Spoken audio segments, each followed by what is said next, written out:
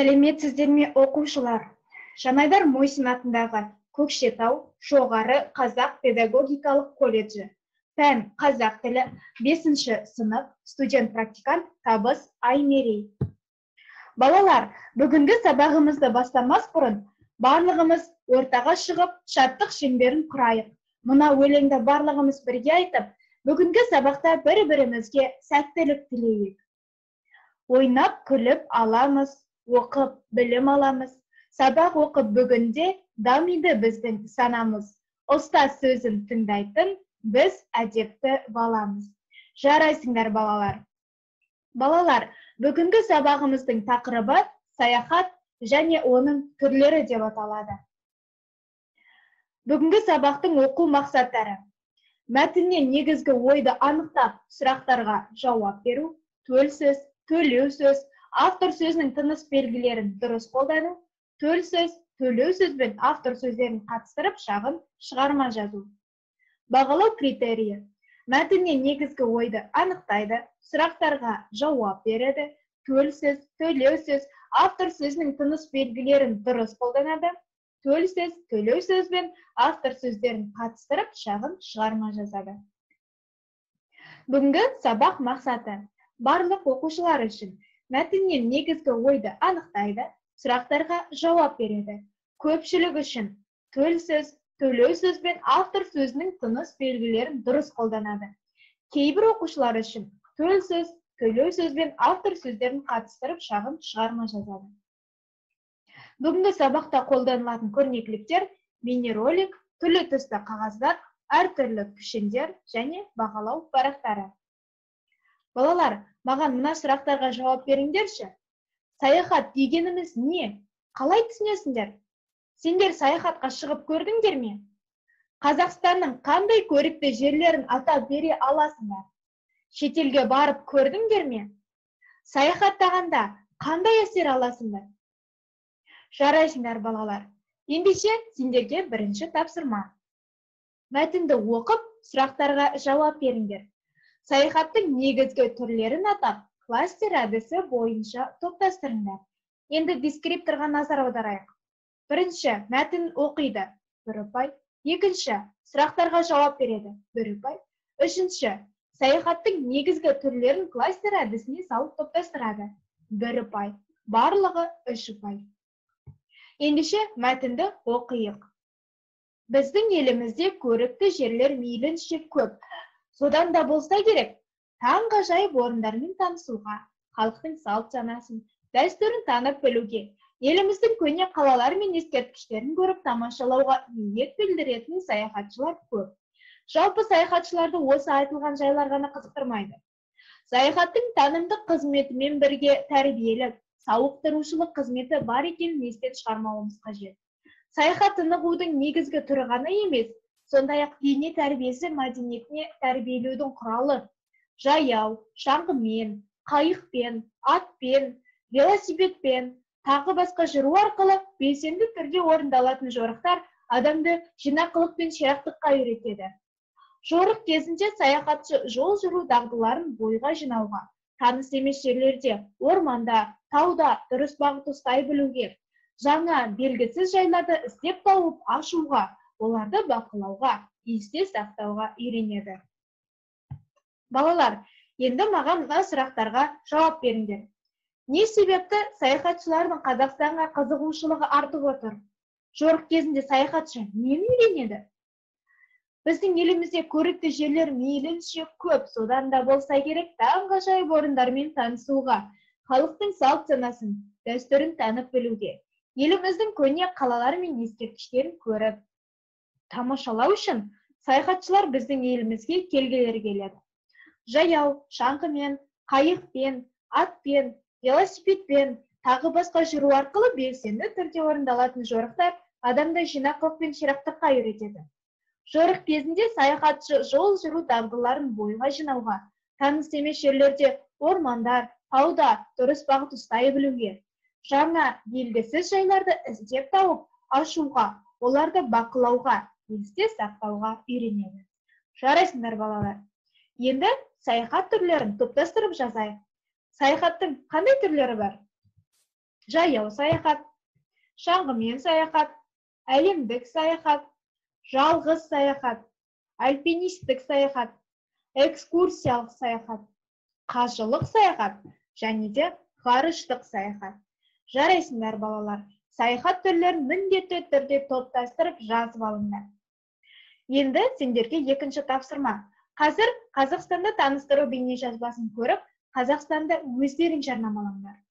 Дескрипторға назар аударайық. Бірінші, бейнежазбаны көреді, бір ұпай, екінші жарнама жасайды, бір ұпай. Барлығы 2 ұпай. Ендеше балалар, бейнежазбаны бірге тамашалайық.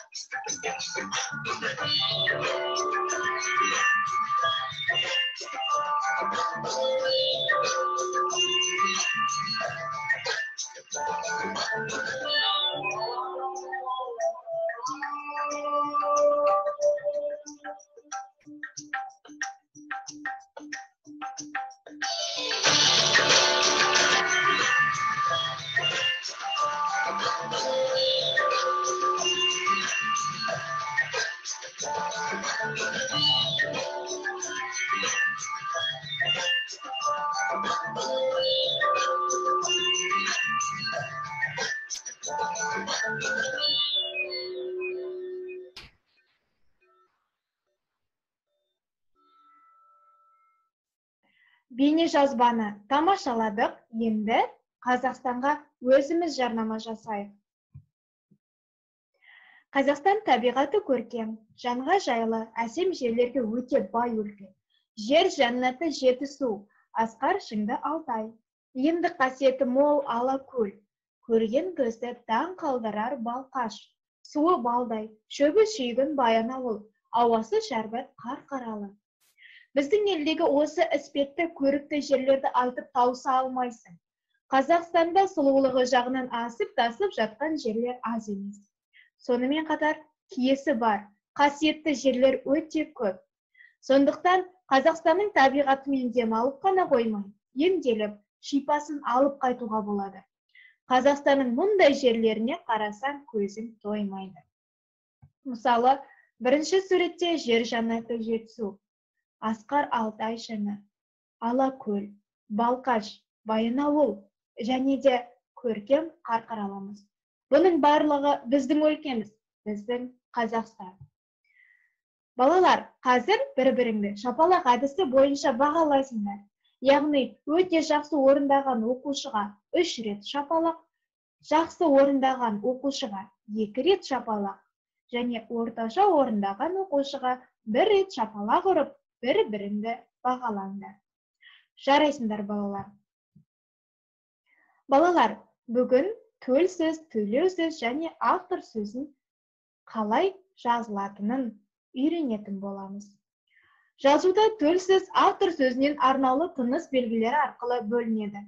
төл сөздің тыныс белгілері автор сөзі мен төл сөздің орын тәртібіне және төл сөзді сөйлемнің хабарлы, сұраулы, лепті және бұйрықты болуына қарай әртүрлі қойылады. Төл сөз автор сөзінен бұрын орналасса, төл сөз тырнақшаға алынады. Не оның алдынан сызықша қойылады да, төл сөз бас әріптен басталып жазылады.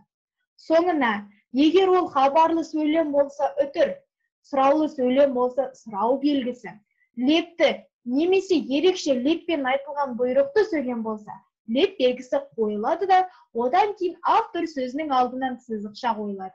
Мысалы, бақытыңнан айналдым, балаша қуанған ақ бодан деп, дәмет бәйбіше өз қуанышын көз жасымен білдірді.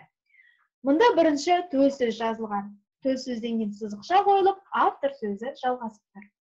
Төл сөз автор сөзінен кейін тұрса, автор сөзінен соң қос нүкте қойылады. Одан кейінгі төл сөз тырнақшаға алынады, не алдынан сызықша қойылады. Мысалы, Міржақып Дулатов білмегенді біле бер деген. Мұнда автор сөзі Міржақып Дулатов, автор сөзінен кейін қос нүкте қойылып тұр. Төл сөз білмегенді біле бер, тырнақшаға алынып жазылған. Балалар, енді сендерге үшінші тапсырма. Мәтінді тыңдап, ішінен төл сөздерді табыңдар. Төл сөздерді төлеу сөздерге айналдырып жазыңдар. Дескрипторға назар аударайық. Бірінші, мәтінді тыңдайды, 1 ұпай, төл сөздерді табады, 1 ұпай, үшінші, төл сөздерді төлеу сөздерге айналдырып жазады, 1 ұпай. Барлығы 3 ұпай. Ендеше мәтінді тыңдаңыздар. Мамыр айы келді. Көкектер келіп, күн қыза бастады. Аян ауылдағы атасына қыдырып баруға асықты. Күн санап, ауылға аңсары ауа берді. Бүгін де терезеге қарап ойға шомып кетті. Балам, не болды саған? Не ойлап кеттің деп сұрады әкесі. Атамды сағынып кеттім. Ауылға бармақшысың ба? Деді тағы әкесі. Әке, ауылға қашан барамыз? Деп Аян орнынан күрсіне тұрды.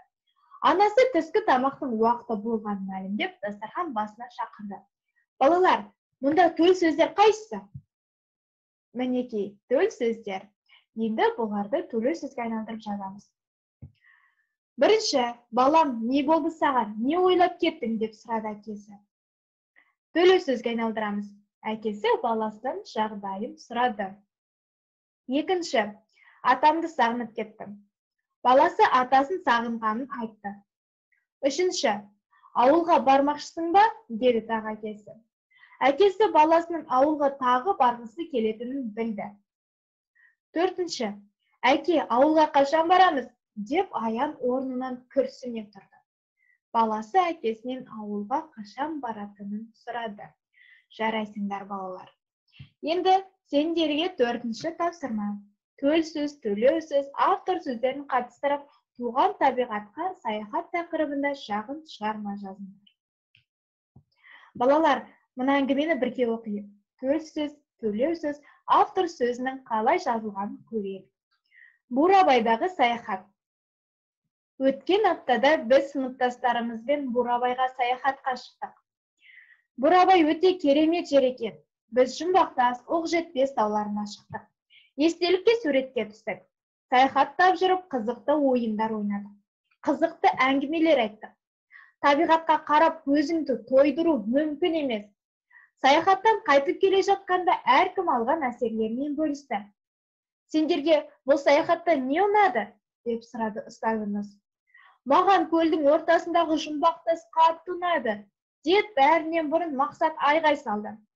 Жарайсың, Мақсат, саған ұнағанын көзіңнен ақ көріп тұрмын, деді ұстазымыз жымиып. Бәрі өздеріне ұнаған жерлерін жарысып айтып жатты. Біреу көлге шомылғандағы сәт ұнағанын айтса, енді біреуі орман арасындағы қызықты сәтті айтып жатты. Оқушылар, мұнда төл сөзде, төлеу сөзде, автор сөзде бар. Балалар, бүгінгі сабаққа қорытынды жасаймыз. Яғни, мына смайликтер арқылы сабақтың қалай өткен және де өзіңнің көңіл күйіңді білдіріп, бүгінгі сабақты қорытындылаңдар. Назарларыңызға рахмет. Сау болыңыздар, оқушылар.